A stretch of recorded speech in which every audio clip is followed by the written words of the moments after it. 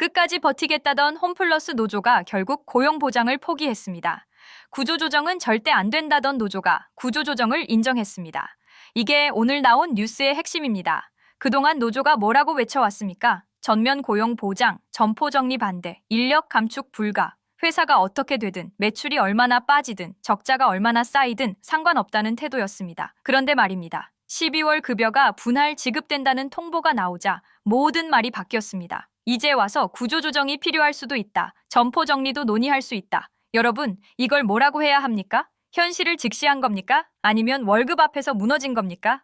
사실은 간단합니다. 노조는 끝까지 버틴 게 아니라 끝까지 외면했습니다. 뭘 외면했냐고요? 바로 소비자입니다.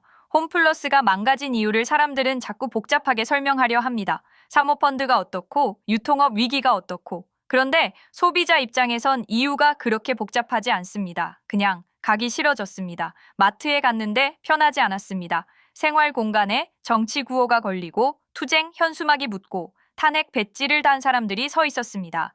이게 정상입니까? 마트는 장 보러 가는 곳이지 정치 구호를 마주하는 곳이 아닙니다. 노조는 이걸 표현의 자유라고 말했습니다. 그런데 소비자에게는 불편을 피할 자유가 있습니다. 소비자는 조용히 장볼 권리가 있고 아이 손잡고 편하게 걸을 권리가 있습니다. 그 권리를 노조가 먼저 무너뜨렸습니다.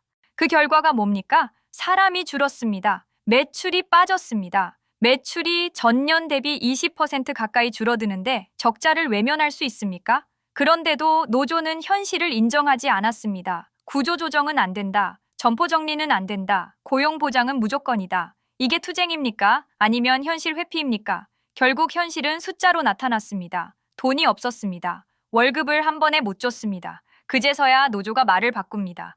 이대로 가면 다 죽는다. 맞습니다. 다 죽습니다. 그런데 왜 그 말을 소비자가 떠날 때는 안 했습니까? 왜 매장이 비어갈 때는 귀를 막았습니까? 결과는 지금 우리가 보고 있는 그대로입니다.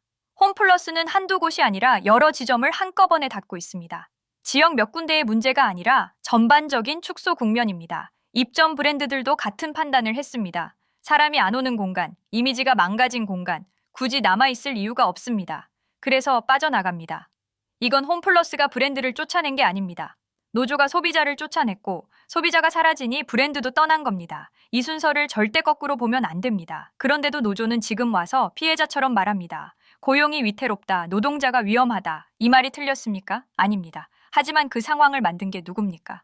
소비자를 적으로 돌린 노조입니다. 시장을 무시한 노조입니다. 현실을 외면하고 구호만 외친 결과가 지금의 백기투항입니다. 고용 보장 포기, 구조조정 수용, 이건 승리가 아닙니다. 투쟁의 결말입니다. 노조가 회사를 상대로 싸운 게 아닙니다. 소비자와 싸웠고 그 소비자가 등을 돌리자 회사는 버티지 못했습니다. 이건 이념의 문제가 아닙니다. 정치의 문제가 아닙니다. 시장이라는 아주 단순한 현실의 문제입니다. 그래서 이 말이 나오는 겁니다. 홈플러스 노조 꼴 좋다. 조롱이 아닙니다. 결과에 대한 평가입니다. 끝까지 버티겠다던 노조는 끝까지 버티지 못했고 결국 자기가 그렇게 반대하던 선택을 스스로 받아들였습니다.